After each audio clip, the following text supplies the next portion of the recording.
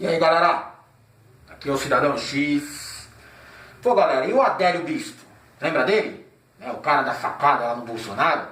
O cara que virou o jogo nessas eleições? Sim, ele foi o homem decisivo dessa eleição.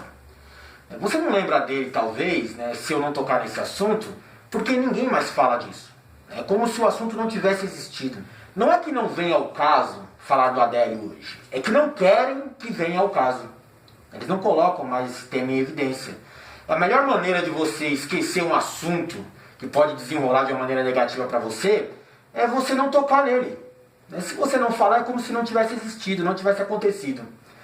O Adélio, agora recentemente, eu tive uma notícia de que tem uma briga judicial, né, para provar a insanidade do cara. Sim, eles querem, aplicar um atestado de insanidade, isso é manobra da defesa, dos advogados dele lá, para o cara não pagar uma pena como um cidadão consciente, como se fosse um crime cometido porque ele queria. Não, não é isso, a ideia não é essa, cara. A notícia anterior dessa é de que ele ia dar uma entrevista nas vésperas da eleição e a justiça deu um jeito de bloquear esse cara, de não deixar ele falar nada. Não foi bem isso, cara. Vamos voltar um pouquinho na história? Acontece lá o Bolsonaro fazendo a mediazinha, o showzinho dele e tal, o sinalzinho de arma com a mão, os bolsomitos lá batendo palma e tal, e proposta nenhuma, nada de decente pro povo ali entender ele como um candidato viável, só populismo barato, aquela palhaçada toda lá que ganhou a eleição. E veio um cara do nada, que ninguém nunca tinha visto, ninguém nem sabia quem era, deu uma facada, ou pelo menos ficou claro na imagem, que ele atingiu o Bolsonaro. Socorreram o Bolsonaro, ele fez uma cirurgia às pressas. E aí, o que desenrolou depois disso? Desenrolou que o Bolsonaro ganhou a eleição. Por que foi tão decisivo? E eu digo para vocês aqui. Porque, pensa bem, o Bolsonaro ele vinha apoiando muito, com aquela imagem de vilão, do brucutu, do cara que chega lá, é estúpido, ignorante, que prega violência e tal. Depois da facada, que imagem que o Bolsonaro teve? Principalmente para ajudar a fazer a campanha dele, os bolsominions poderem defender ele.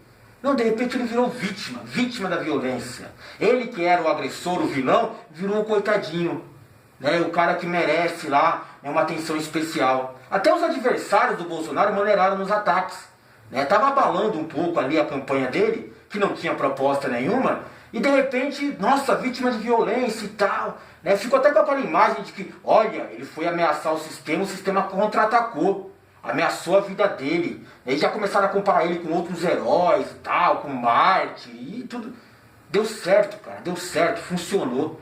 Deu fôlego para ele, deu apoio para ele continuar na campanha, em primeiro ali, brigando. E os adversários começaram a ficar, e agora? Eu continuo fazendo o mesmo tipo de campanha, atacando o Bolsonaro, continuo nas propostas, ele não tem proposta, o povo não quer ver isso. E nessa daí acabou a eleição e o cara ganhou, mano. Ganhou. Com isso daí, ajudou muito.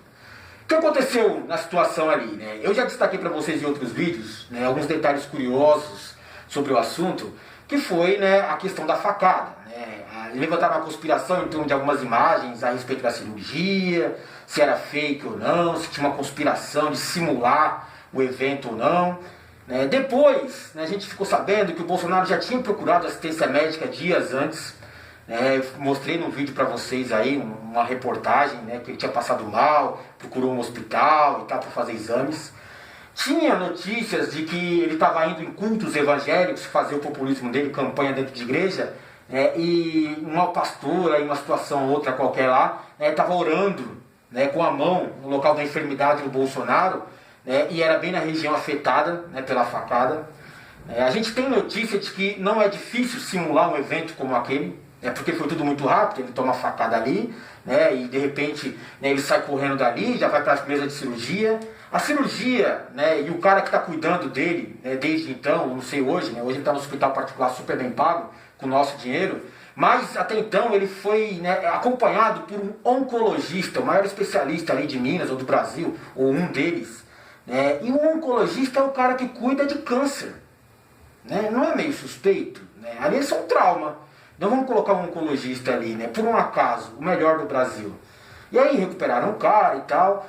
A facada serviu também, porque após essa cirurgia, de repente ele tinha um atestado perfeito para não ir aos debates. E ele já tinha apanhado feio nos 2 primeiros debates. Até de candidatos inferiores, na questão do volume de votos, ele estava passando vergonha. Até do Daciolo, né, ele estava passando vergonha, né, a cola na mão, o gaguejar, a falta de confiança, né, a postura meio coagida, meio, sabe, com medo. E aí de repente, cara, ele não precisou mais ir nos debates e tal, não precisa de atestado, não sou vítima de violência, mas dando entrevistas. Não, mas estava dando entrevista em casa, é tudo mentira, estava em várias reuniões políticas, definindo acordos, aliados, né, mas para ir no debate não podia. Né, e ganhou a eleição sem precisar ir no debate, absurdo, mas é verdade. E o Adélio? O que aconteceu com o Adélio?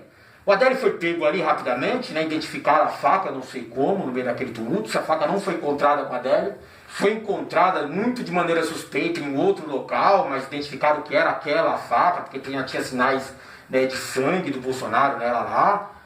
Você sabe que dá para formar tudo isso.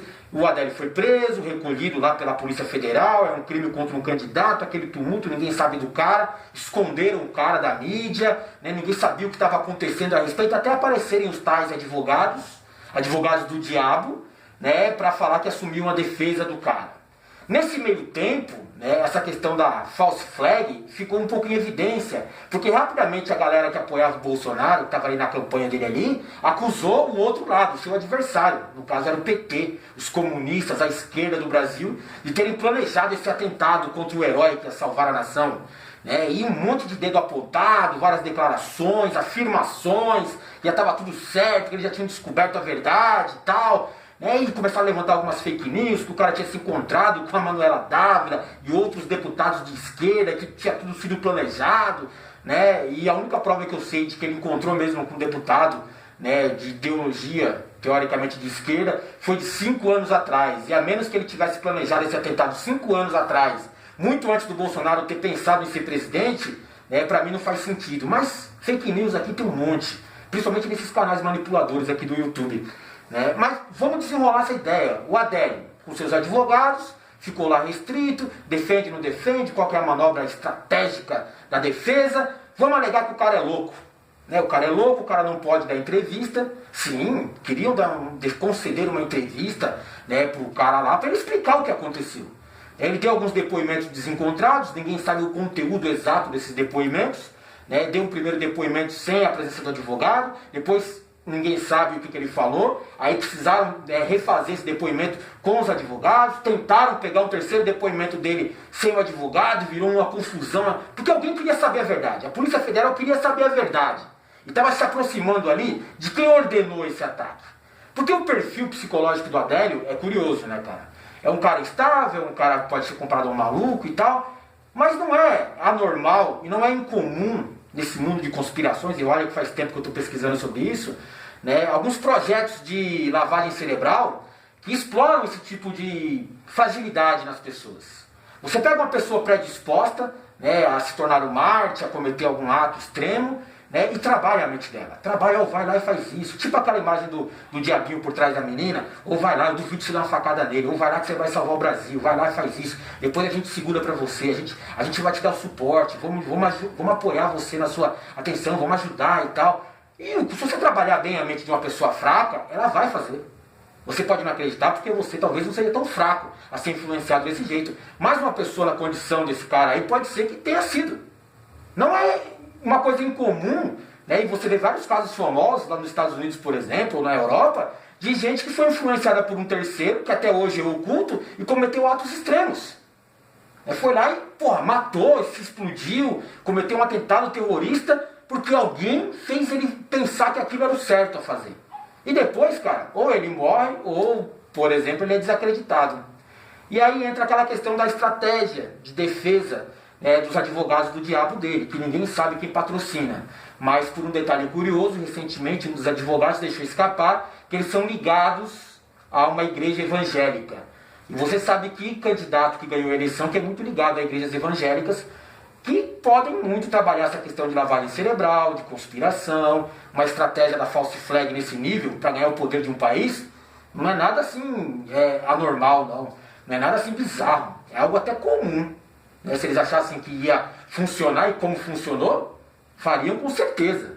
Já mataram vários candidatos a presidente do Brasil, vários presidentes, inclusive presidentes militares, né? Várias figuras políticas que tinham ideias inovadoras para o Brasil, Um monte desses caras morreu, Enéas, Castelo Branco, Eduardo Campos, Ulisses Guimarães, não gostava muito dele, mas também morreu nessas aí, Teori Zavascki, véspera de eleição, aquela confusão toda ali também, Lava Jato, aquele monte de canalha, e esses caras vão morrendo, né? A estratégia da defesa aí, bancada supostamente por uma igreja evangélica, né, é de atestar que esse Adélio é louco. Eles querem aplicar lá uma ideia de que ele é insano, é um atestado de insanidade, então o que ele fez uma pessoa que é insana, ela é inimputável, ou seja, ela não pode ser punida normalmente, ela pode ser recolhida a um sanatório, porque ela tem uma doença, né, mental, né, ela não é dona, né, consciente dos seus atos, e tem que ser tratada, né, não pode ser condenada como uma pessoa que tinha intenção de fazer aquilo, né, ela não sabe o que estava fazendo. Vamos tratar esse cara dessa forma? Então, a partir de agora, tudo que ele disser não vale. Tudo que ele disse, o que ele declarou, seus depoimentos, ou tudo que ele vier a falar que essa é a verdade, quem mandou eu fazer isso foi, não vai valer. Se aplicar esse atestado de insanidade dele, o descrédito nas palavras dele vai ser total. Né? Pode ser que ele seja beneficiado? Sim, com certeza, vai ser muito beneficiado com esse atestado de insanidade. Mas quem está por trás dele vai ser muito mais beneficiado ainda. E aí você vai me dizer assim, mas a esquerda que está por trás disso e tal, você tem certeza disso, cara? Né? Se você olhar tudo o que aconteceu depois da facada, quem foi o maior beneficiado, né, pelo evento, e quem pode estar nessa estratégia de alegar que o cara está falando mentira, caso ele fale a verdade, quem? A esquerda. O que a esquerda ganhou com esse cara dando uma facada no Bolsonaro? Ah, tá. Não foi a esquerda que ganhou? Tá. Geralmente quando esse tipo de evento acontece, quem ganhou alguma coisa já tinha planejado isso, não? Continua manobrando. Ele não pôde dar entrevista na véspera da eleição, agora vão chamar ele de louco e tudo que ele fala daqui pra frente não vai valer, né? Libertam o cara e de repente ele pega uma pneumonia e morre. É atropelado, vítima de um assalto de um celular, né? Desaparece, ou até vítima de violência, né? Um bolsominion fanático radical ataca o cara, tem a sua justificativa, não precisa nem esconder o motivo, né? E tá tudo feito, tá tudo tranquilo. E aí? Não tem conspiração nenhuma nisso, né? É só uma consequência de uma sequência de eventos, né? Ações e reações, com consequências já planejadas lá na frente, cara. É o seguinte, eu sempre repito aqui quando eu estou conversando com alguém que eu acredito muito em conspirações. Eu só não acredito nos conspiradores.